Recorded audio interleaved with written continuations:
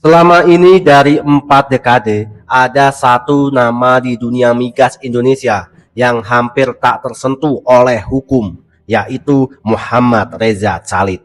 Dari rezim ke rezim, pengaruhnya menjalar ke berbagai sektor politik dan bisnis yang membuatnya seakan-akan kebal hukum. Namun, semuanya berubah di era Presiden Prabowo.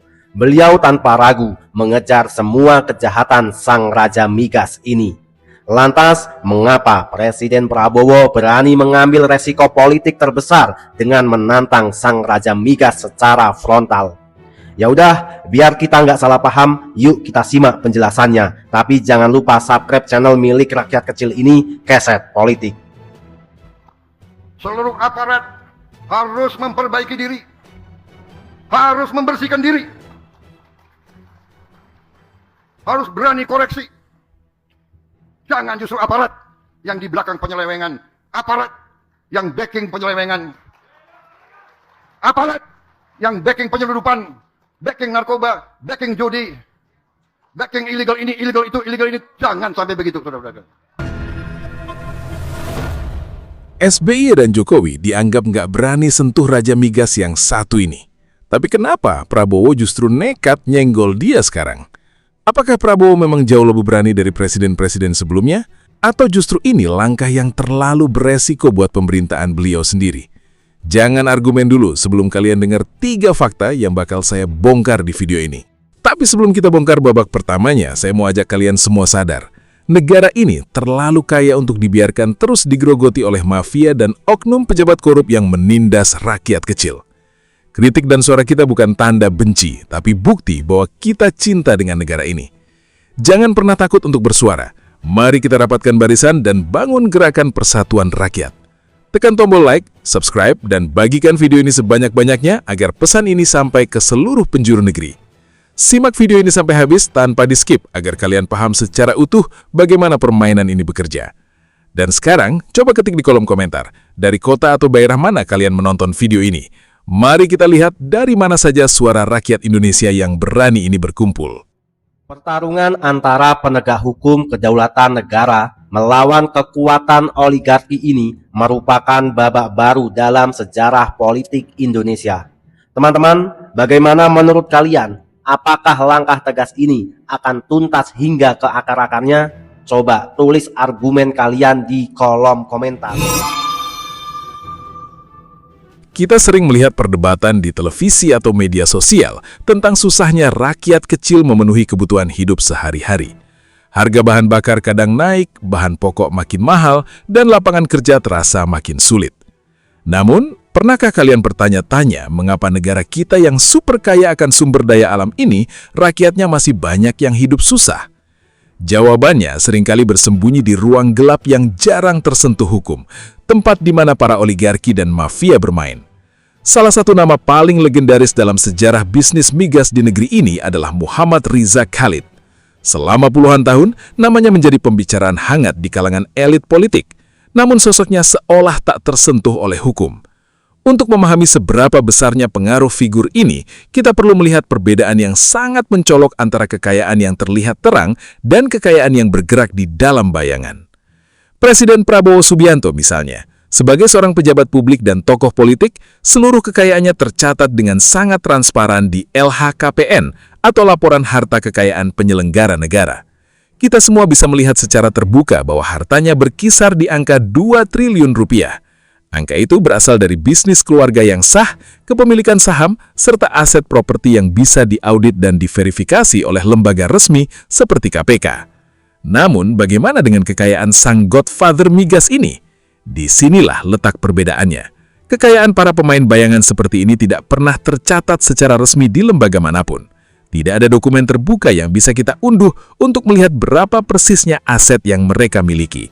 Mendiang ekonom senior Rizal Ramli bahkan pernah menyoroti dugaan bahwa dari rantai impor minyak saja, aliran komisi yang didapat bisa mencapai angka yang sangat fantastis, yakni jutaan dolar per hari, atau setara dengan belasan miliar rupiah setiap harinya. Coba kalian bayangkan, uang sebesar itu mengalir deras tanpa transparansi dan tanpa audit dari publik. Rahasia utama mengapa kekuasaan mereka begitu awet dari zaman ke zaman adalah strategi bermain dua kaki. Mereka tidak pernah peduli siapapun yang memenangkan pemilu. Apakah kubu A yang menang atau kubu B yang berkuasa? Mereka selalu menyokong dana dan membangun jaringan ke semua lini. Akibatnya, siapapun yang naik menjadi pejabat, pintu bisnis mereka tetap terbuka lebar dan posisi mereka aman dari kejaran hukum. Mereka bertindak bagikan bendahara tak resmi yang siap menyokong para politisi sehingga sulit bagi sistem hukum kita untuk menyentuh mereka. Jejak sejarah juga mencatat bagaimana bisnis yang tidak transparan ini bekerja di masa lalu, salah satunya melalui keberadaan Petral atau anak perusahaan impor minyak yang akhirnya dibubarkan karena dinilai menjadi sarang permainan harga. Belum lagi saat namanya terseret dalam skandal heboh Papa Minta Saham pada tahun 2015 lalu. Meski skandal tersebut membuat publik gempar, sosoknya tetap bisa melenggang bebas tanpa tersentuh vonis hukum yang berarti. Inilah bukti betapa gurita bisnis migas dan kekuasaan gelap ini telah berakar sangat dalam menggerogoti kekayaan negara yang seharusnya menjadi hak seluruh rakyat Indonesia. Teman-teman, langkah berani Presiden Prabowo ini pasti sangat beresiko tinggi.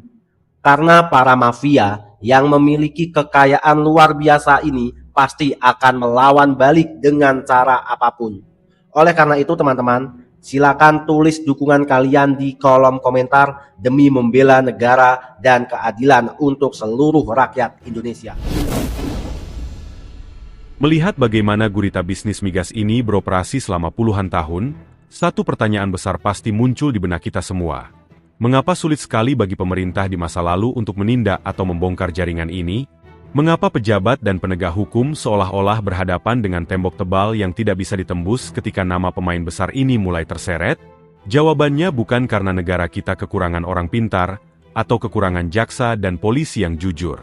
Masalah utamanya terletak pada betapa dalam dan kuatnya cengkeraman politik, serta benteng perlindungan yang dibangun oleh para pengusaha bayangan ini di sekeliling kekuasaan.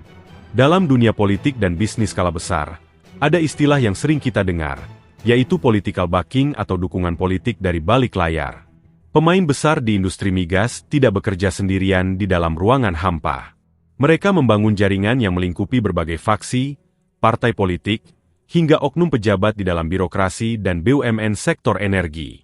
Ketika seorang pengusaha memiliki kemampuan untuk menjadi penyokong dana bagi berbagai kegiatan politik, hubungan tersebut tidak lagi sekadar hubungan antara pengusaha dan pejabat. Hubungan itu berubah menjadi hubungan saling mengunci dan saling membutuhkan. Para pengamat dan mantan pejabat pemerintah sendiri sudah berulang kali menyuarakan betapa rumitnya memotong jaring-jaring ini. Mantan pejabat BUMN seperti Said Didu pernah menegaskan bahwa kasus yang melibatkan nama besar di industri migas bukanlah kasus pelanggaran hukum biasa yang bisa diselesaikan hanya oleh tingkat penyidik lokal atau dinas terkait.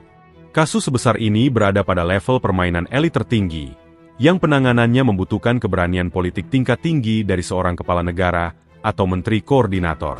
Tanpa adanya perintah langsung dan perlindungan politik dari pucuk pimpinan tertinggi, lembaga penegak hukum akan berpikir ribuan kali sebelum menyentuh tokoh-tokoh yang memiliki pengaruh sebesar ini. Kerumitan ini semakin jelas ketika kita melihat kembali dinamika pemerintahan di era-era sebelumnya. Salah satu pengakuan yang cukup mengejutkan dan membuka mata publik datang dari mantan Menteri ESDM, Sudirman Said. Beliau pernah mengungkapkan bagaimana sulitnya menuntaskan skandal besar seperti Papa Minta Saham pada tahun 2015 lalu. Sebuah peristiwa yang sempat menggegerkan seluruh pelosok negeri karena melibatkan nama-nama pejabat tinggi dan pengusaha migas terkemuka.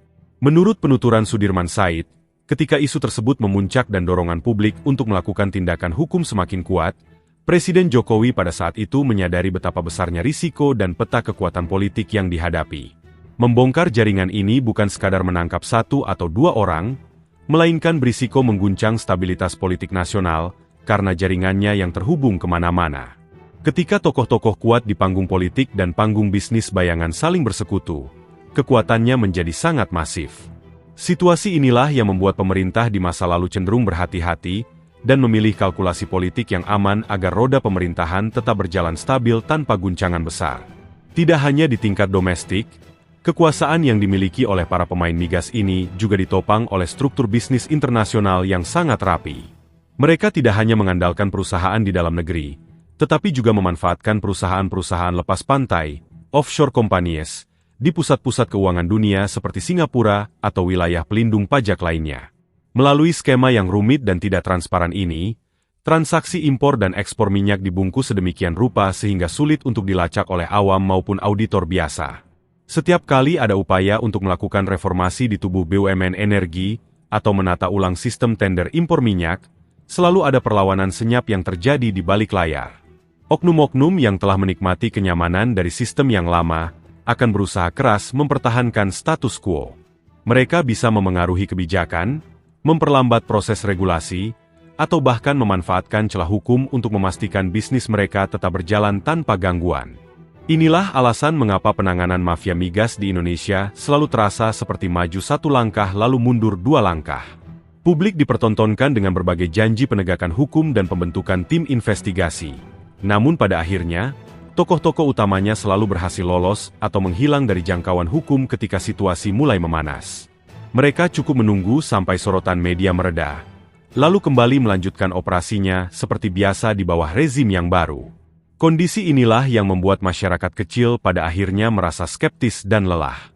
Kita melihat bagaimana hukum begitu cepat dan tajam menindak rakyat biasa yang melakukan kesalahan kecil, namun seolah tumpul dan ragu-ragu ketika harus berhadapan dengan raksasa ekonomi yang menguasai hajat hidup orang banyak.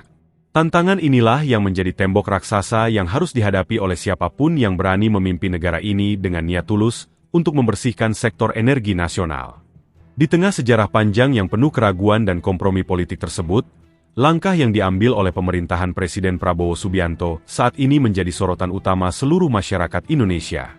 Keputusan untuk tidak lagi membiarkan para pemain bayangan bergerak bebas dan secara terbuka menantang gurita mafia migas adalah sebuah gebrakan yang belum pernah terjadi dengan sekeras ini di era-era sebelumnya. Lantas, apa yang sebenarnya membuat Prabowo berani mengambil tindakan sejauh ini? Mengapa beliau nekat menembus benteng pertahanan yang selama puluhan tahun dianggap tidak tersentuh oleh pimpinan-pimpinan negara terdahulu? Jika kita bedah lebih dalam, ada 4 alasan utama yang mendasari keberanian dan langkah politik yang sangat berisiko ini. Alasan pertama dan yang paling mendasar adalah landasan ideologi yang diakini oleh Prabowo sejak lama. Dalam berbagai kesempatan, serta tertulis jelas dalam bukunya yang berjudul Paradoks Indonesia, Prabowo selalu menekankan satu ironi besar yang dialami oleh bangsa kita.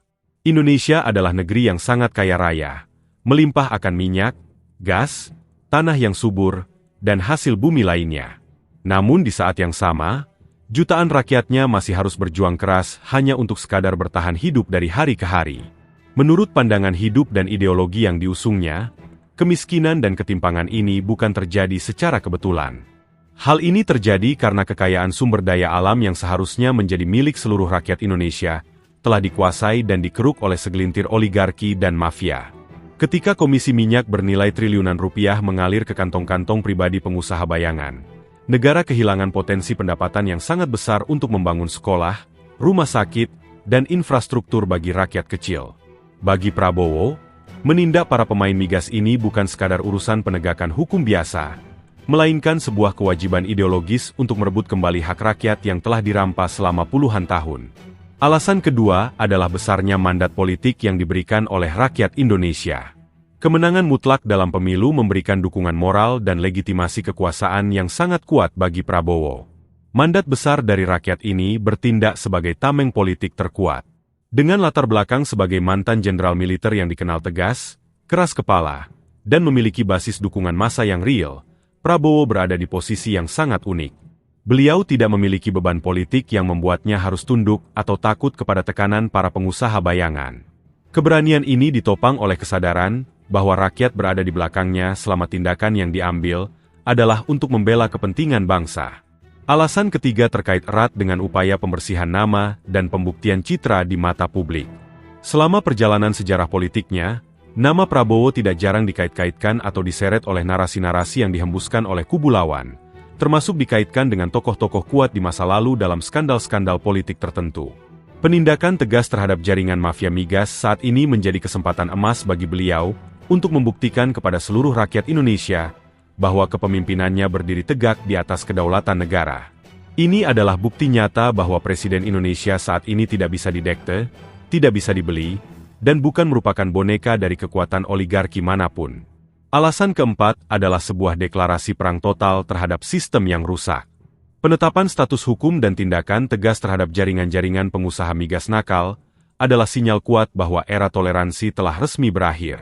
Pemerintah ingin mengirimkan pesan yang sangat jelas kepada siapa saja yang selama ini bermain di ruang gelap perekonomian negara. Tidak ada lagi tempat yang aman bagi mereka yang memperkaya diri dengan cara menggerogoti uang rakyat. Tentu saja, pertarungan ini masih sangat jauh dari kata selesai. Ini adalah drama politik dan hukum paling menegangkan yang sedang kita saksikan bersama. Melawan kekuatan yang sudah mengakar selama 4 dekade pasti akan mendatangkan perlawanan balik yang sangat hebat di balik layar. Namun, langkah awal yang berani ini telah membuktikan satu hal kepada kita semua. Ketika ada niat politik yang kuat dari pucuk pimpinan tertinggi, tembok setinggi dan setebal apapun sebenarnya bisa diruntuhkan. Kini, tugas kita sebagai rakyat adalah terus mengawal proses ini agar penegakan hukum berjalan jujur, transparan, dan benar-benar tuntas sampai ke akar-akarnya demi masa depan anak cucu kita. Pesan ini adalah jeritan hati sekaligus lentera harapan dari ratusan juta rakyat Indonesia yang selama ini hanya bisa menyaksikan kekayaan negerinya dikeruk oleh segelintir orang. Dari Sabang sampai Merauke, dari Miangas hingga Pulau Rote, ada satu doa dan kerinduan yang sama yang terus membumbung tinggi di langit Nusantara.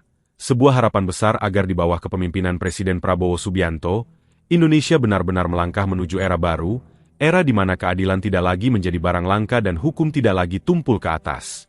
Kita semua menyadari betul betapa lelahnya rakyat kecil menyaksikan berita demi berita tentang praktik korupsi yang tak kunjung usai. Uang negara yang seharusnya dialokasikan untuk membangun sekolah-sekolah yang layak, memperbaiki fasilitas kesehatan di daerah terpencil, menurunkan harga bahan pokok, serta menciptakan lapangan kerja bagi anak-anak muda, justru menguap begitu saja ke dalam kantong-kantong pribadi para maling uang rakyat. Para mafia, mulai dari mafia migas, mafia tanah, hingga mafia hukum, telah terlalu lama menindas dan menari di atas penderitaan rakyat biasa. Mereka bersembunyi di balik jas rapi, jabatan mentereng, dan benteng kekuasaan yang seolah tak tersentuh. Oleh karena itu, harapan seluruh rakyat Indonesia kepada Presiden Prabowo sangatlah tegas. Jangan pernah takut dan jangan pernah pandang bulu. Siapapun mereka, setinggi apapun jabatan yang mereka pangku, sebesar apapun modal yang mereka miliki, dan dari faksi manapun mereka berasal, jika mereka terbukti mencuri uang rakyat dan merugikan negara, sikat dan tindaklah dengan seadil-adilnya. Rakyat mendambakan seorang pimpinan yang memiliki ketegangan niat, keberanian tanpa kompromi, serta ketegasan seorang patriot yang tidak bisa dibeli oleh nominal berapapun. Ketegasan ini adalah satu-satunya obat untuk menyembuhkan luka bangsa yang sudah terlalu lama menganga akibat ulah para koruptor. Negara yang sangat kita cintai ini dianugerahi oleh Tuhan Yang Maha Esa kekayaan alam yang begitu melimpah ruah. Lautan kita membentang luas penuh dengan hasil laut yang kaya. Bumi kita menyimpan cadangan minyak, gas, batu bara, emas, dan nikel yang menjadi incaran dunia. Namun, buat apa semua kekayaan itu ada jika hanya dinikmati oleh segelintir oligarki dan mafia bayangan? Inilah momentum emas untuk mengembalikan mandat pasal 33 Undang-Undang Dasar 1945, di mana bumi, air, dan kekayaan alam yang terkandung di dalamnya harus dikuasai oleh negara dan dipergunakan sebesar-besarnya untuk kemakmuran seluruh rakyat Indonesia, bukan untuk kemakmuran sekelompok elit semata. Sebagai rakyat, kami tidak akan tinggal diam. Kami menegaskan komitmen untuk selalu menggaungkan narasi persatuan demi menjaga kedaulatan negara Indonesia. Kami sadar betul bahwa upaya untuk merobohkan gurita korupsi dan mafia yang sudah mengakar selama puluhan tahun pasti akan memicu perlawanan balik yang dahsyat di balik layar. Para perusak bangsa akan berusaha memecah belah rakyat dengan berbagai isu, adu domba, dan propaganda. Namun, bersatunya suara rakyat yang mendambakan keadilan adalah perisai terkuat bagi negara. Selama pemerintah berdiri di garis depan membela kepentingan rakyat, maka rakyat akan selalu menjadi benteng hidup yang berada di belakang pemerintah untuk melawan segala bentuk penindasan. Pesan ini juga menjadi peringatan keras dan ajakan mawas diri bagi seluruh pejabat yang terhormat di negeri ini. Ingatlah wahai para pejabat, dari tingkat pusat hingga ke daerah, jabatan, kekuasaan, dan kemewahan yang kalian nikmati saat ini hanyalah titipan yang bersifat sementara. Semua itu ada batas waktunya. Pada akhirnya, yang akan tersisa hanyalah rekam jejak, sejarah, dan pertanggungjawaban, baik di hadapan hukum, di hadapan sejarah bangsa, maupun di hadapan Tuhan Yang Maha Kuasa. Jangan pernah tukarkan kehormatan diri dan masa depan bangsa demi kenikmatan sesaat yang didapat dari jalan yang haram. Ini adalah Indonesia.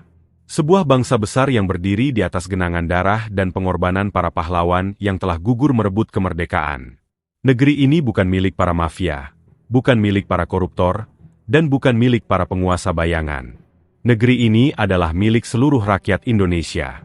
Semoga Tuhan Yang Maha Esa senantiasa memberikan perlindungan, petunjuk, serta keberanian kepada Presiden Prabowo Subianto dan seluruh jajaran yang jujur dalam menjalankan amanat sejarah ini. Mari kita rawat persatuan, wujudkan keadilan sosial, dan kembalikan kejayaan Nusantara. Oke teman-teman, terima kasih masih bersama Keset Politik. Teman-teman, setelah kita mendengarkan penjelasan yang sangat detail tadi, gimana tanggapannya? Silakan tulis argumen kalian, opini kalian di kolom komentar.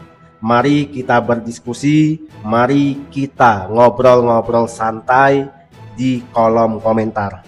Teman-teman, sebagai masyarakat awam yang setiap hari harus bekerja keras demi memenuhi kebutuhan dapur, membayar sekolah anak, dan bertahan di tengah harga barang yang makin mahal, kita sering bertanya-tanya, kenapa negara yang katanya kaya akan minyak, kaya akan emas, kaya akan batu bara, tapi rakyatnya masih banyak yang sengsara? Melalui pembahasan ini, melalui video ini teman-teman, kita bisa tahu jawabannya. Ada sebuah sistem yang rusak di balik layar yang selama puluhan tahun dibiarkan. Teman-teman, kita sebagai rakyat biasa kadang terbingung-bingung kenapa presiden-presiden sebelumnya atau penegak hukum seolah-olah tidak berani menyentuh para pemain besar ini. Apakah mereka tidak tahu? Tentu saja mereka tahu. Menurut opini saya, masalah bukan sekedar takut atau berani teman-teman, melainkan kalkulasi politik yang sangat rumit. Teman-teman, para mafia ini menggunakan strategi bermain dua kaki. Mereka membiayai berbagai kelompok politik. Akibatnya, ketika seorang pejabat naik pimpinan, di sekelilingnya sudah banyak orang yang berhutang budi atau punya ikatan bisnis dengan para mafia tersebut. Jika pemerintah nekat menindak satu pemain besar, resikonya bisa terjadi keguncangan politik yang sangat hebat. Akhirnya, demi menjaga stabilitas pemerintahan agar tidak goyah, para pimpinan di masa lalu seringkali memilih jalan kompromi. Rakyat kecil yang pada akhirnya dirugikan karena kebocoran uang negara terus dibiarkan. Teman-teman, kini di bawah kepemimpinan Presiden Prabowo, kita melihat ada langkah berbeda yang cukup mengejutkan. Pemerintah mulai berani menindak dan menembus benteng pertahanan para penguasa migas yang puluhan tahun dianggap tak tersentuh. Bagaimana kita sebagai masyarakat harus menilai hal ini teman-teman? Langkah ini wajib kita dukung penuh. Presiden Prabowo memiliki latar belakang militer yang tegas dan memiliki buku Paradoks Indonesia sebagai kompas ideologinya.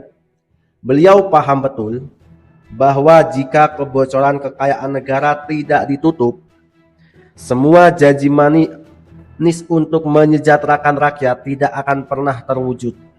Beliau punya dukungan rakyat yang kuat, sehingga beliau punya keberanian politik untuk menggusur para benalu ekonomi negara.